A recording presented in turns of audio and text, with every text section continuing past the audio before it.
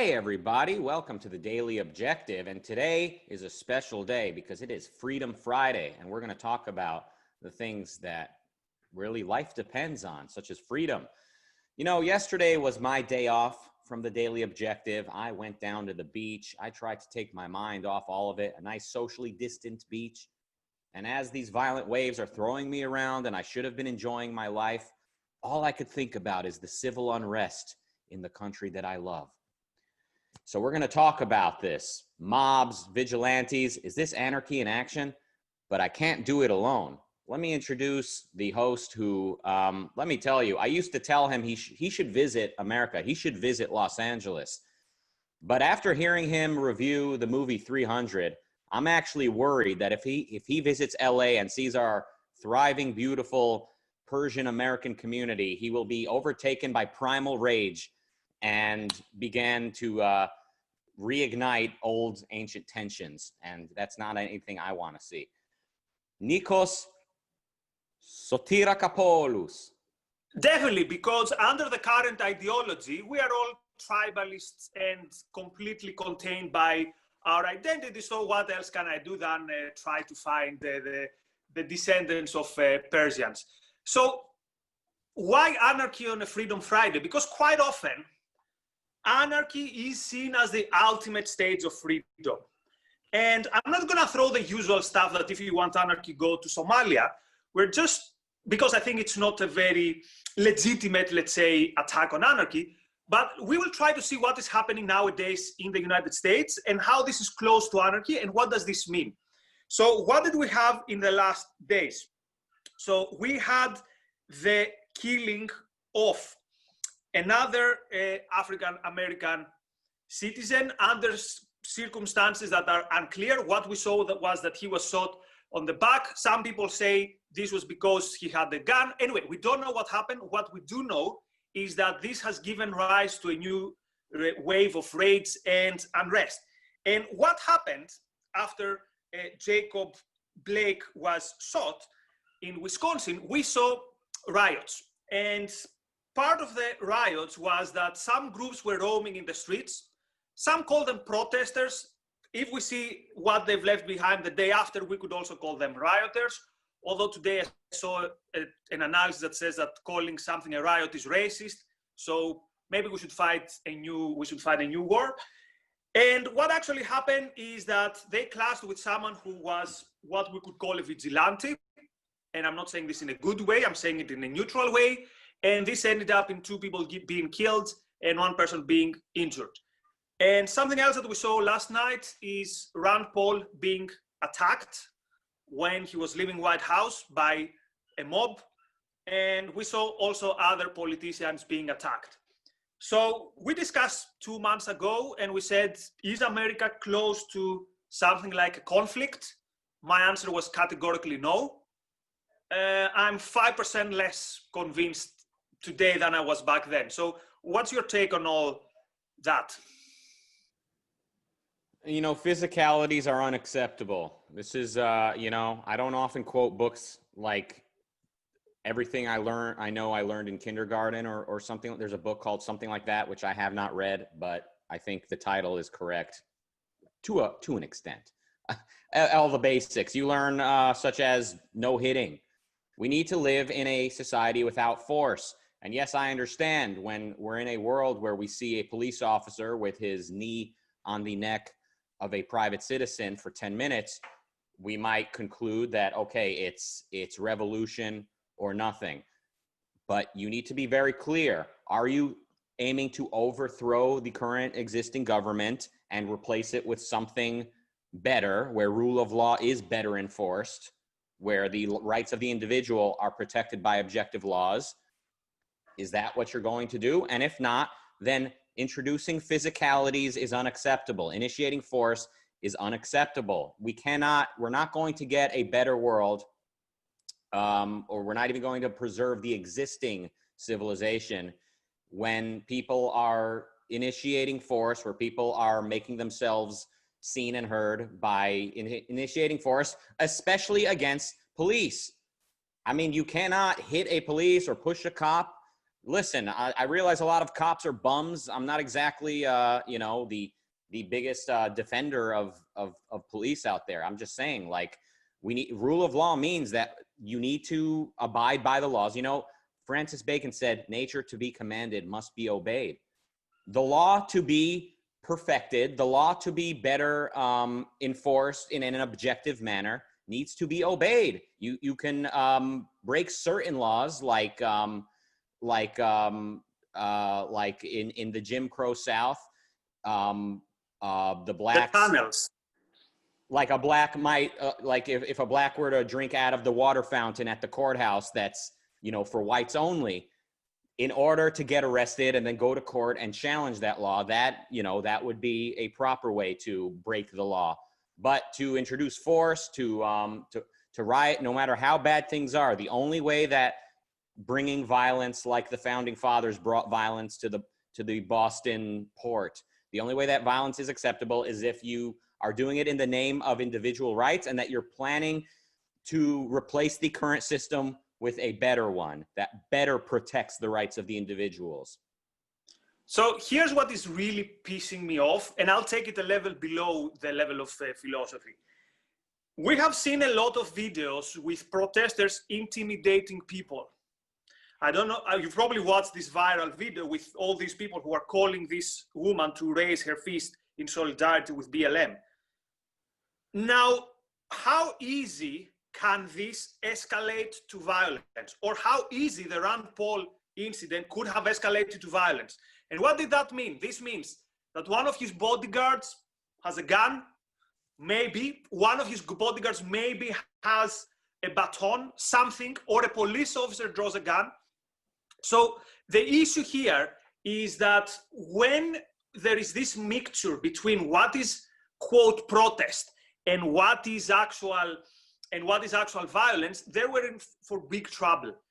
So some months ago, we had an episode about Joe Rogan, and Joe Rogan said something very, very correct a couple of years ago when the mob was attacking Tucker Carlson's house. He said, do you know, do these people, have they ever come into contact with violence? Do they know what violence means? Do they know, for example, that you might throw a punch to someone and that someone might fall behind and crack his head and that's it, he's dead? What if one of these people, said Rogan, comes out with a baseball bat or with a gun? And as he said, what if you go and cause trouble to the wrong house? And there's this kind of military guy with a gun. And be very careful. This is not us calling for violence. What we're saying is what actually might happen. And one day later, it happened. It happened with that guy who is already the poster boy of men in the, let's say, whatever is beyond the Trumpian right. And he's already the poster boy for white nationalism for the left. So once force becomes the game in town, all bets are off. And you better be somewhere very, very far away, but nowhere near. Yeah, and by the way, I mean, you know, the right wingers would win that war. You know, if it does come down to citizens fighting each other, the hillbillies would beat the Antifa activists, because Antifa are college students and the hillbillies, they just live to aim and shoot. But who wants that? Who wants to go there? And what would be the world? I mean, it would be, I'm imagining like The Walking Dead, like the show, minus the zombies, but might as well have zombies at that point with the level of danger. This is not the way that human beings are able or meant to live. We need to deal with each other by persuasion. We need to use reality as a frame of reference to persuade one another, to debate, to discuss. And then we need the laws to be objective. Now, it's very difficult to explain to people that don't share our context that this whole mess was brought about by government overstepping its proper function. So if the government stuck from day one and until today to protecting the rights of the individual, regardless of the time and place, it's just your right to speak, to produce, to own your property, to trade, and the government protected those rights, and they arbitrated disputes, dealt with foreign aggressors, dealt with domestic aggressors.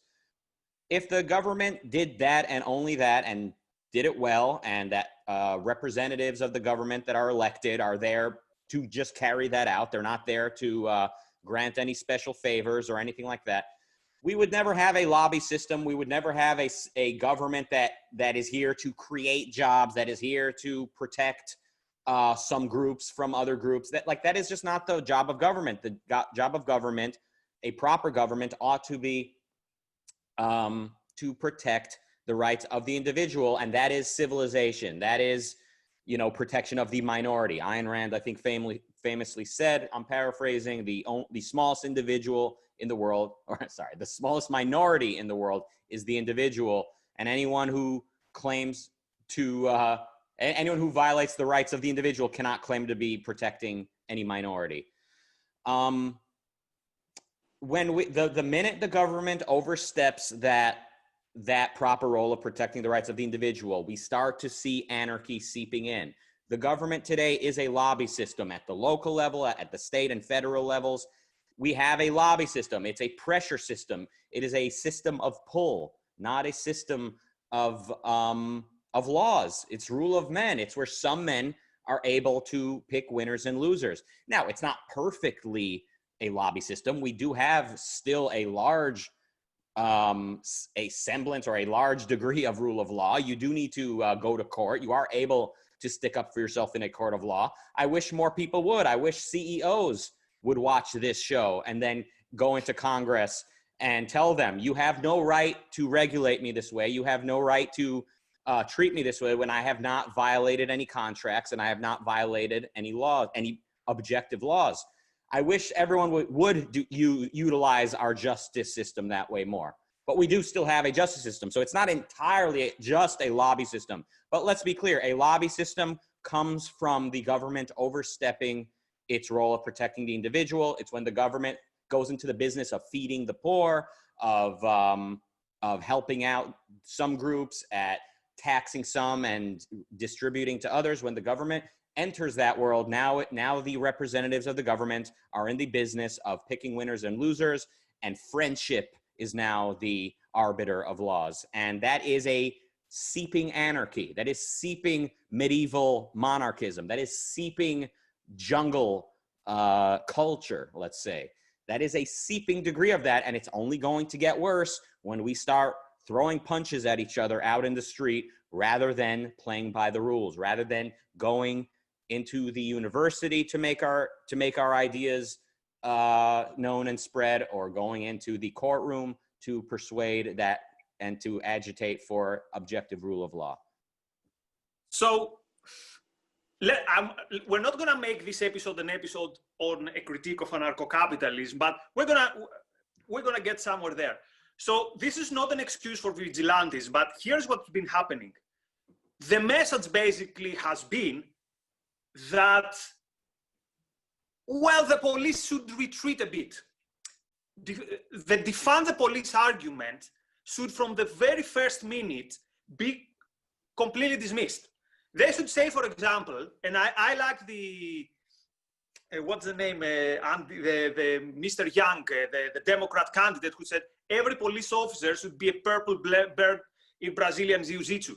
So instead, what the police does in New York, they say no chokes, and not even the chokes that are relatively safe, because in the past they have been misused. And many police officers who just want to do good, they say, look, if we cannot do holds or chokes or whatever, and people listen to chokes and they think you're strangling something, which is not the case. It's restraining, let's say, chokes. Then what's the alternative? Shooting or hitting with baton. But because in the political tribalism of the day, all these things don't matter. We want things that sound good. So we say, we defund the police, which means now the police are going to get less training. And in a way, the police should be a bit invisible.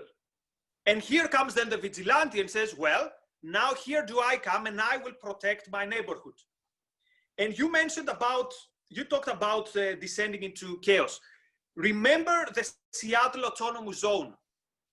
What happened there? Within the first, let's say, 2 days, this rapper who had, this physically imposing presence of power, and he had also the gun, he, in a way, was the leader. And what did this remind me? Do you remember in part 3 of Atlas Shrugged? It's Coffee Makes, the guy who looks with the leather trousers, and again the gun in his belt. So in every situation of anarchy, what happens is physical power. It's my fist against your fist, or my gun against your guns. And here is a question that quite often a lot of people find appealing. So they say, look, everyone is going tribal. And in a situation of anarchy, the best thing you can do is find a tribe, stick to the tribe, and hope for the best. So what is the situation for an individualist, for a person who believes in reason and freedom and rule of law and not in anarchy? What is the situation of such a person? Do we say, well, this is a situation where morality doesn't work? It's a special situation, so let's stick to a tribe that's going to save our life? Or what?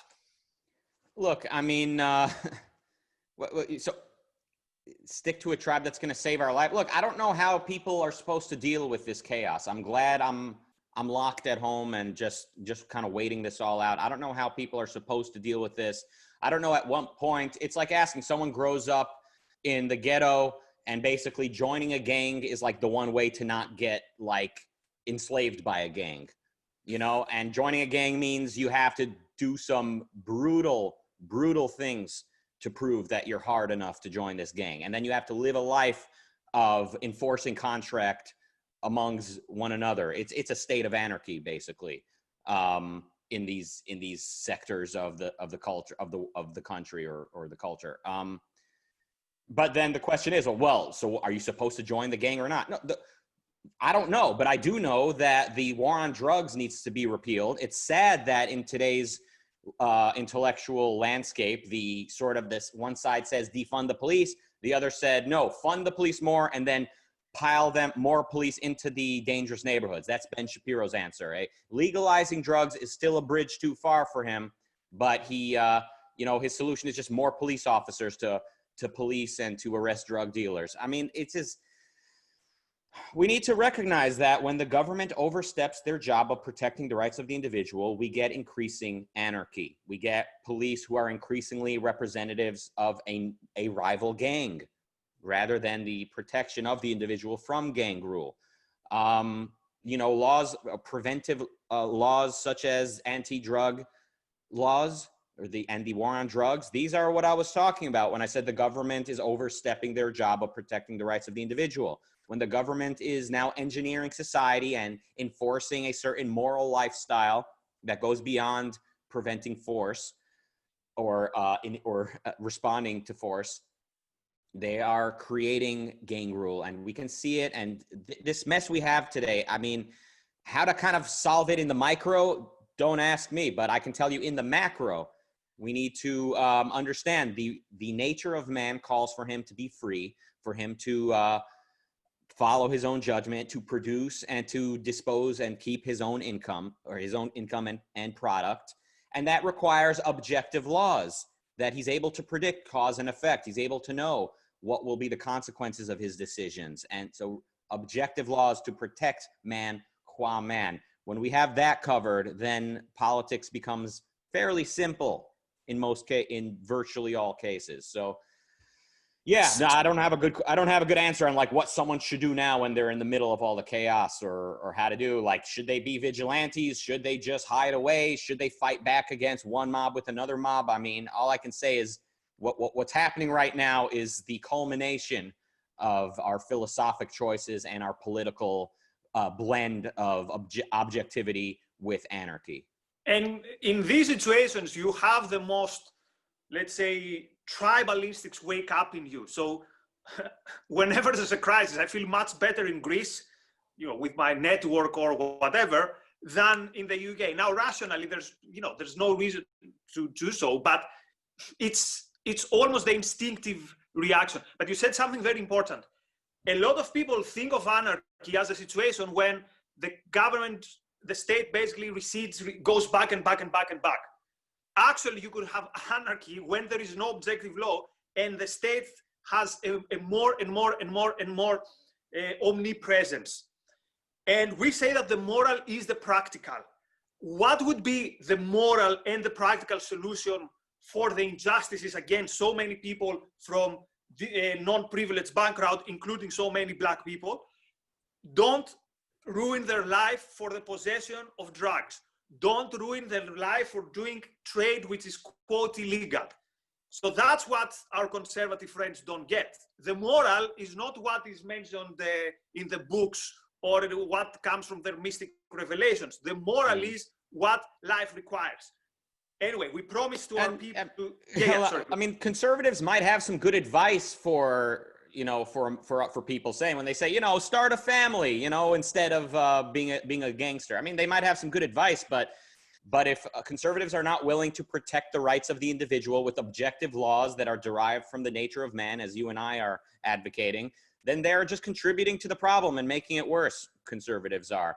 And yeah, the one premise we need to dispel is that people think of anarchy at one end of the spectrum and statism on the other end. And then the question is, where in the middle is the right balance? No, it is liberty on one end of the spectrum, and liberty requires a government that enforces objective laws that are there to protect the rights of the individual, which are objectively proven. And on the other hand, on the other end of the spectrum, you have statism and anarchy. They both go on the other end. I mean, anarchy quickly becomes rule of fist and rule of gun, which quickly becomes statism. I think you could say that monarchy in the Middle Ages was a state of anarchy. And someone says, well, what do you mean? The king was the government. That's not government. That is thuggery. That is, a gang growing to the size of a country, but that's not government. A proper government is a body that protects, that enforces objective laws. That is what a proper government is. And we promise to our audience that at some point we hope that this would somehow lead us to talk about anarchy, including anarcho-capitalism. Didn't happen today, but we promise at some point we will do this. So, because the situation is bleak with politics, we try to shed some light. So on Monday, Ayn Rand Center UK at 7 o'clock is organizing an event. And the topic is not who should objectivists vote for, because the answer is good luck with that. Who should objectivists vote against? So in a way, not who is the lesser evil, who is, I'm not sure if I'm going to grammatically get it, who is the biggest evil of the two? And Biden versus Trump. And we're going to have Andrew Bernstein and Dr. Andrew Bernstein and Dr. Bob Stubblefield. They're going to take different sides of the argument. So this is going to be our meetup. You can check the details, follow Ayn Rand Center UK. Odds are, if you're watching on Facebook Live, you already do. But if you listen to this either in the podcast or in one of the other platforms, check the London Ayn Rand meetup, register. I think it's going to be a very interesting discussion. Anyway, another week of the Daily Objective is over. Rucka, thank you. Thanks to our viewers. All the best for the weekend. Bye-bye.